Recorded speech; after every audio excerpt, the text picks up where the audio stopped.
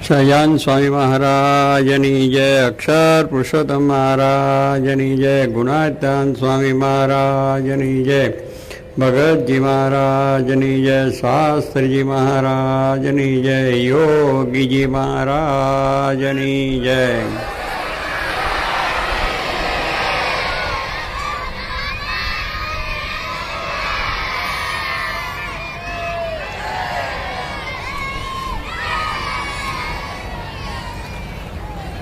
પૂજ્ય યોગીજી મહારાજના આજે પ્રાગટ્ય દિને આપ સર્વેને અહીંયા પધાર્યા છો. યોગીજી મહારાજ તો બહુ અદ્ભુત પુરુષ હતા અને એમના તો ગુણગાન ગાતા લાખો કરોડો વર્ષ ગાઈએ તો પણ એનો પાર પમાય એવો નથી, એવા અદ્ભુત પુરુષ હતા. અને એ બધી વાતની અંદર બધા સંતો ભક્તો દ્વારા સંવાદ રહ્યા. ત્યાં ગોલમ સ્વામી, વિવેક સાગર સ્વામી બધી વાતો આપણને ખૂબ સુંદર રીતે કરી છે. એમના ગુણો કેટલા અદ્ભુત હતા. એમના દરેક ગુરુનું વર્ણન કરવા બેસીએ તો પુસ્તકો પણ લખાઈ જાય એટલું મોટી વાત છે. અને એમનું જે અહમશૂન્ય જીવન, સાધુતાયુક્ત જીવન, નિર્માણીપણું, દાસપણું, સેવકપણું, એ એમના દરેક પ્રસંગોની અંદર આપણને જોવા મળતું. લાખમાં લાધે ને કરોડમાં કોક એવા વિલ્લાપો, કે લાખો માણસો નહીં પણ કરોડો માણસની અંદર તમે શોધો તો પણ યોગીજી મહારાજ જેવા પુરુષ, મહાન સંત, બધા જ ગુણોથી યુક્ત મળવા બહુ દુર્લભ. કારણ કે એમનું એક જીવન જ ભગવાન સ્વામિનારાયણમય હતું. ભગવાન સ્વામિનારાયણના પ્રત્યેની એમની એક અદ્ભુત ભક્તિ પણ હતી કે એમને પોતે હંમેશા જ યાદ કરે, સાથે જ રાખતા મારા હરિકૃષ્ણ મહારાજની મૂર્તિ. તો એમનાની વિશેની જે ભક્તિ, આપણને તો આવી મૂર્તિની અંદરની ભક્તિ કરીએ ખરા, પણ આપણે જરા આપણા દેહભાવપૂર્વકની થોડીક થઈ જાય. જોગી બાને તો હંમેશા એમાં દિવ્ય ભાવ, કે એ મૂર્તિ કંઈ પિત્તળની નથી કે કોઈ બીજી નથી, સાક્ષાત શ્રીજી મહારાજ. આવો જે ભાવ એની અંદર રાખીને સેવા કરવી એ મહાન ભક્તિ છે. ભક્તિમાં ભેદ છે અને એ પ્રગટ ભક્તિની વાત કરી છે નિષ્કુળાનંદ સ્વામીએ, કે ભક્તિ શું કરે છે પણ આપણે કેટલીક વખત કરવા પૂરતા જ થતા હોય. કેટલીક વખત માણસ પોતાનો બીજા પ્રત્યેનો, બીજાને આપણા પ્રત્યેનો ભાવ વધે એવા દેખાવ માટે કરતા હોય. દંભી પણ ભક્તિ હોય છે, દંભી દેખાવ પણ હોય છે, દંભી ભાવ પણ હોય છે. એટલે એ રીતે પણ કરતા હોય કે લોકો વધારે આપણને જાણે કે હા બહુ ભક્તિવાળા છે, આ બહુ જ્ઞાનવાળા છે, સાધુતાવાળા છે. એને માટે પણ કેટલુંક જીવન થતું હોય છે. પણ આમનો તો એક પણ પ્રસંગ એમને એવો નથી કે જે કોઈ દેખાવ માટે કર્યું હોય કે લોકો રાજી થાય એને માટે કર્યું હોય. લોકરી જવાની ભક્તિ તો આપણે જોઈએ છે, ઘણા માણસો કરતા હોય છે. લોકરી જવાની ભક્તિ કે લોકો રાજી થાય એ માટે જ કરતા હોય, પણ અંતરની ભાવ એવો ના હોય. હૃદયનો જેને ભાવ કહીએ છીએ એવી ભક્તિ થવી બહુ કઠણ છે. અને એવી ભક્તિ જોગી મહારાજની અંદર હતી. એટલે જે આગળના એવા મહાન ભક્તો થયા છે એમને વાતમાં જે ભક્તિ, ચૈતન્ય મહાપ્રભુની ભક્તિ કહીએ, મીરાની ભક્તિ કરીએ, નરસિંહ મહેતાની ભક્તિ કરીએ, એ ભક્તિ આપણને બહુ પ્રિય લાગે છે અને બહુ સારી છે, સુંદર છે. પણ જોગી મહારાજની પણ ભક્તિ એનાથી કંઈક આપણને વિશેષ લાગે.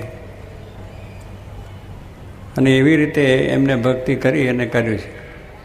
એટલે એવા મહાન જે ભક્તો થયા છે એમને પણ જે રીતે ભગવાનને મુખ્ય રાખીને ભક્તિ કરી. ચૈતન્ય મહાપ્રભુ એ કૃષ્ણમાં તન્મય થઈ જતા હતા. મીરા છે એ પણ કૃષ્ણના ભજનોની અંદર તન્મય, નરસિંહ મહેતા પણ હતા. મીરા કહેતા, મીરે તો ગિરધર ગોપાળ દૂસરો ન કોઈ. नरसिंह मेहता कहते मेरे સાંભળીઓ અને સાંભળ્યાની વાતો હંમેશા કરતા હતા. એવી રીતે એમને 500 સંતો જે આપણા થઈ ગયા એમને જે મહારાજને વિશેની ભક્તિ કરી છે કે ભગવાન રાજી થાય એટલું જ, એટલા માટે જ કરવાનું, બીજું કાંઈ નહીં. પોતાને સુખ માટે નહીં કે પોતાના કોઈ અભિમાન માટે નહીં કે બીજાને સારું લાગે દેખાવ કરો એવું પણ નહીં, ભગવાનની ભક્તિ રાજી થઈને. એટલે કહેવાનું શું કે ભક્તિ એ મૂર્તિને વિશે આપણને જે થાય એ મૂર્તિને વિશેનો પણ એવો જ ભાવ કે ભગવાન જ સાક્ષાત છે એમ માનીને. જે બધા ભક્તોની મેં વાત કરી એ લોકોની ભક્તિ એ જ હતી. વલ્ભાચાર્યની ભક્તિ પણ તમે જુઓ તો એ પણ એક જ તન્મય થઈને કરતા હતા કે મારા ભગવાન સાક્ષાત. આપણે કેટલીક વખત આ ચિત્રો પત્ની મૂર્તિ હોય તો કાં તો ચિત્રમણની છે, કાગળની છે, એવો પણ ભાવ આવે. આ બધી ધાતુની છે, પથ્થરની છે, લાકડાની છે, એવું પણ થઈ જાય. પણ ભગવાનની મૂર્તિ છે એ તો ભગવાનની મૂર્તિ જ કહેવાય. મારે અષ્ટપ્રકારે મૂર્તિમાં રહ્યો છે એમ ભગવાને પણ કહ્યું છે. તો એવો જે અખંડ ભાવ, અને તે પાછો 24 કલાક એવું જોઈએ. ઊંઘમાં પણ મહારાજના દર્શન થયા હોય તો દંડવત કરવા માંડી પડે. એમને સ્વપ્ન આવતા ઘણા વખત, પણ એ મહારાજના ભગવાનના દર્શન થાય છે, સેવા કરે છે, પૂજા કરે છે, ઠાકોરજી નવડાવે છે, ક્યારે શાસ્ત્રી મહારાજની સેવા કરે છે, શાસ્ત્રી મહારાજ જમાડે છે, કંઈક રસોડામાં હું રોટલી બનાવું છું, રસોઈ કરું છું. આવી બધી એક ભગવાનના ભક્તની સેવા જ કરવી, એવો જ સપનો આવ્યો. સ્વપ્નમાં કોઈ દિવસ બીજો વિચાર નહીં, દેહના સુખનો બીજો વિચાર નહીં. એટલે કેટલી બધી ઊંડાણમાં એમની ભક્તિ સર્વ ઇન્દ્રિયો જેની અંદર જોડાઈ ગઈ છે. આપણી જે 11 ઇન્દ્રિયો કહીએ છીએ એ બધી જ ભગવાનમય જ બધી. આંખે કરીને એના જ દર્શન થાય, કાને કરીને એની જ કથા સાંભળવાની, વાણીએ કરીને એમના જ ગુણગાન ગાવાના, હાથે કરીને એમની જ કેમ સારી સેવા થાય, કથા વાર્તા ભજન કેમ થાય, દર્શન કરવામાં. જ્યાં જ્યાં મંદિરોમાં દર્શન થાય મહારાજના પ્રસાદનો એક પણ સ્થાન મૂકે નહીં. ગઢડા જાય, જુનાગઢ જાય કે બીજા કોઈ પણ મંદિરોમાં જાય, કચ્છમાં પધાર્યા તો જ્યાં જ્યાં જ્યારે કંઈ મહારાજ આવ્યા છે ને એ ઓટો છે દર્શન કરવા જાય. લક્ષ્મીવાડીએ છે એક મંદિર એક સ્થાને દર્શન કરવા જાય. એટલે એટલો બધો ભાવ કે મહારાજનો સંબંધ જેમાં આવ્યો છે એ દિવ્ય જ. એમાં પછી બીજો વિચાર નહીં કે આ ઝાડ છે કે આ બધી વસ્તુ બીજી છે. મહારાજનો જેમાં સંબંધ આવ્યો છે એ સંબંધ દિવ્ય છે. એવું દિવ્યતાનું દરેકમાં એમને દર્શન થાય.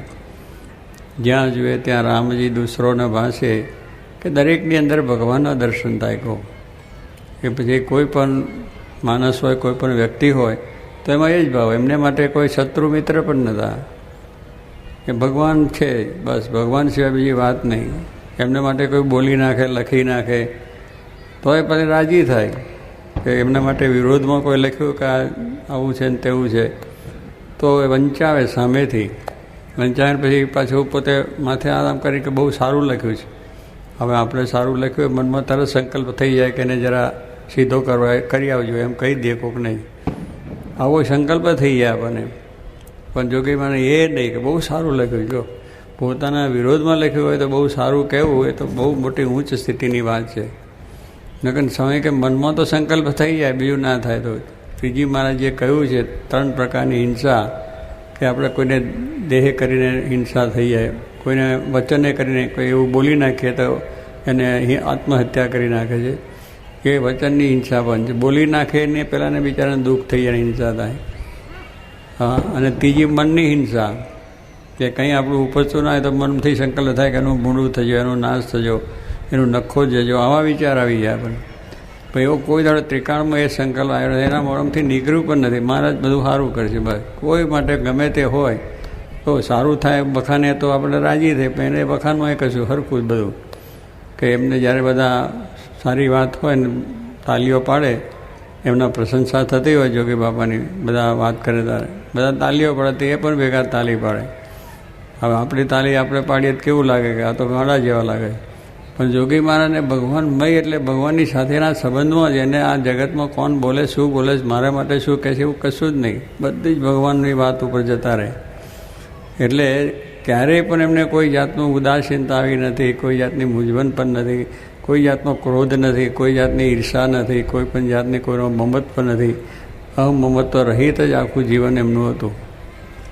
તારે કહેવાનું શું કે આવા સર્વે ગુણે સંપન્ન, સર્વ દોષે રહિત, કોઈ દોષ જેની અંદર ના મળે, અને જેટલા ગુણ કલ્યાણકારી ભગવાનના કયા છે બધા ગુણોથી યુક્ત આવા એ પુરુષ હતા.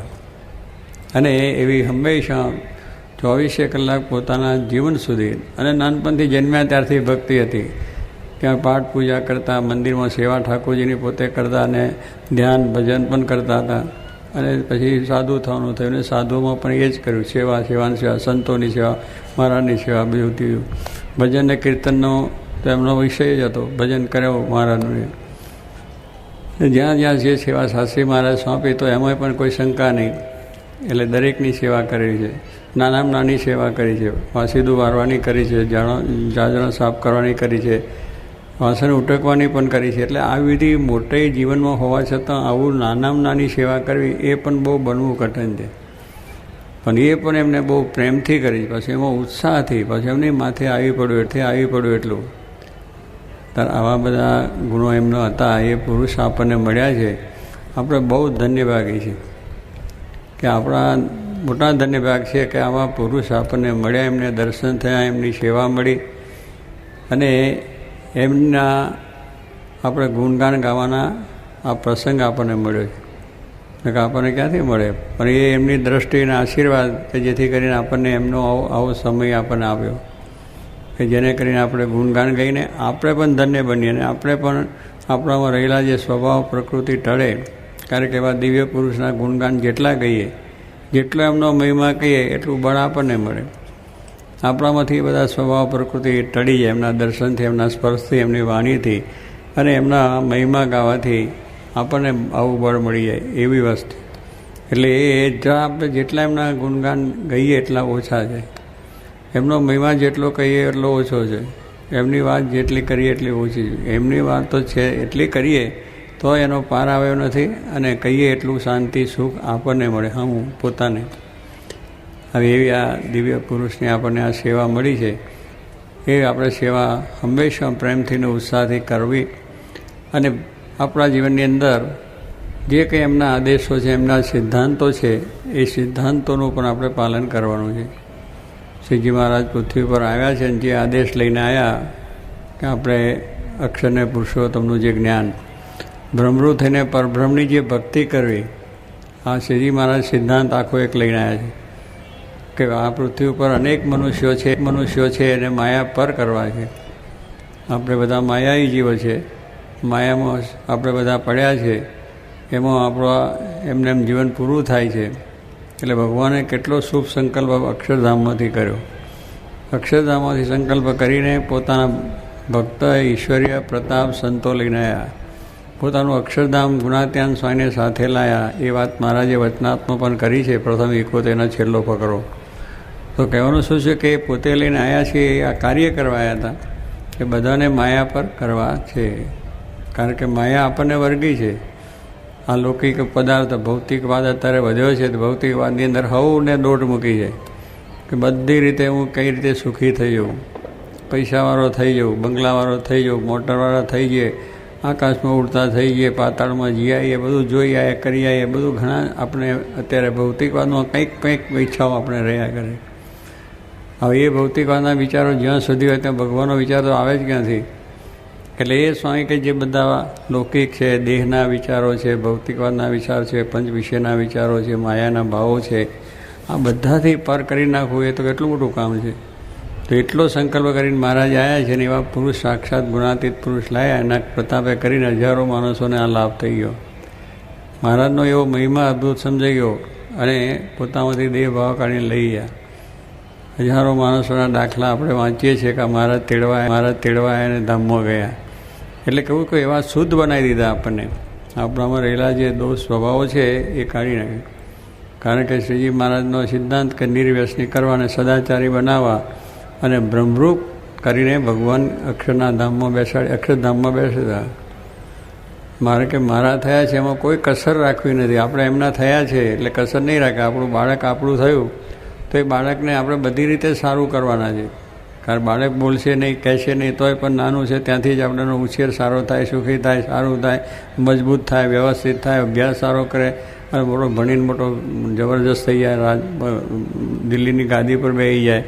આપણા બધા વિચારો એટલા એને માટે હોય છે. કે મારો થયો છે એટલે મારે એને સુખી કરવો છે. એને એ પ્રમાણે જ્યારે એ આડો અવરો ચાલતો હોય, બોલતો હોય કે ગમે તે હોય એનો સ્વભાવ હોય તો પણ આપણે એને ઈચ્છા રાખીએ કે આને આ બધું ટળી જાય અને એને સુખીઓ સારો થાય એવો વિચાર આપણને હોય આપણા બાળકનો. આપણું કહેવાયું છે એટલા માટે. એમ ભગવાન કહે છે તમે પણ મારા થયા છો તો મારે પણ તમારામાં રંચ માત્ર કસર રાખવી નથી. પણ એમને કહ્યું સુધા સાવધાન કે આપણે એમની જે આજ્ઞા છે બરાબર પાડવી અને ભગવાનના આશ્રય કરીને જ આપણું કલ્યાણ થવાનું છે. આશરો દૃઢ જોઈએ, એમાં મજબૂત જોઈએ, પાછું આપણે ખસવું ના જોઈએ, મનને વિચાર ના આવવો જોઈએ કે કંઈ સુખ આવ્યું દુઃખ આવ્યું વિચારાય નહીં. ભગવાન એટલે ભગવાન છે ને એના આશ્રયથી જ બધું કલ્યાણ થવાનું છે. તો એવો જે આશરો આપણે કર્યો ભગવાનનો મોટો, તો ભગવાન આ એક દુનિયાના માણસનો આશરો કરીએ, કોઈ પૈસાદાર માણસની જોડેનો ભાઈબંધી થઈ હોય તો આપણે સુખ દુઃખમાં કામ આવી જાય. કોઈ આ ઓફિસરોની જરા ઓળખાણ થઈ ગઈ હોય તો પણ આપણા પ્રસંગે કામ આવે છે. એટલે લોકોની દુનિયાના માણસોની સાથેના પણ સંબંધો હોય તોય પણ આપણે થાય. પછી એનો કેફ રહે કે મારે તો રાષ્ટ્રપતિ સાથેનો સંબંધ છે, રાષ્ટ્રપતિને હું મળ્યો છું, એટલે કહું છું કે આવા આપણા બધા વિચારો હોય છે. તો એક દુનિયાના માણસથી આપણને આનંદ ને સુખ ને બધું થતું હોય તો ભગવાન સહજાન સ્વામી પૂર્ણ પુરુષોત્તમ એમના ભક્ત ગુણાતીત સાક્ષીમાં જોગીમાં જેવા પુરુષ એનો જો આપણને આ પરિચયને સંબંધ છે તો પછી આપણું કામ અટકી જવાનું છે? આપણું કામ ભગવાન દયાથી થઈ છે, ગમે તેવા આપણે છે, પણ એમને પોતાના માન્યા છે એટલે બધા સ્વભાવ પ્રકૃતિ ટાળીને અક્ષરધામમાં આપણને બેહાડી દે છે. પણ આપણે એવી શ્રદ્ધા વિશ્વાસ જોઈએ, એમનો આશરો છે, આશ્રમમાં ફેર પાડવો જોઈએ નહીં. પછી બધે કંઈ માથા મારવા નથી, કંઈથી મળે સુખ, અહીંથી શાંતિ મળે, અહીંથી કલ્યાણ થાય, બધેથી બધું જુઓ કે આ ભગવાનનો આશરો કરીશું અને કલ્યાણ છે અને એની ભક્તિ કરીશું. તો એવું બળ હિંમત રાખી અને આપણને આ લાભ મળ્યો છે તો એ નિશ્ચય મહારાજનો થાય, આશરો થઈ જાય, એમની આજ્ઞા ઉપાસના દૃઢ થાય. અને શાસ્ત્રી મહારાજે જે આ મંદિરો કર્યા છે ને એમને જે આપણે ઉપાસનાનો માર્ગ સમજાયો છે અક્ષર અને પુરુષોત્તમનો, એ પણ આપણા જીવનમાં દૃઢ થાય. અને યોગીજી મહારાજ કે આપણને જે સુખ ને શાંતિ આપ્યું છે, હરતા ફરતા ખાતા પીતા કથા વાર્તા કીર્તન ભજન દરેકની અંદર એમને પોતે સુખ આપ્યું છે. સુખને આપણે સંભાળી અને સર્વ પ્રકારે આપણે પણ સુખિયા થઈએ અને આપણે એમનો જે સત્સંગ વધારવાનો આદેશ છે એ પણ સત્સંગ આપણે સારો વધારી શકીએ અને એમને રાજી કરી શકીએ અને મહારાજનું સુખ આપણને પ્રાપ્ત થાય એવી મહારાજને પ્રાર્થના.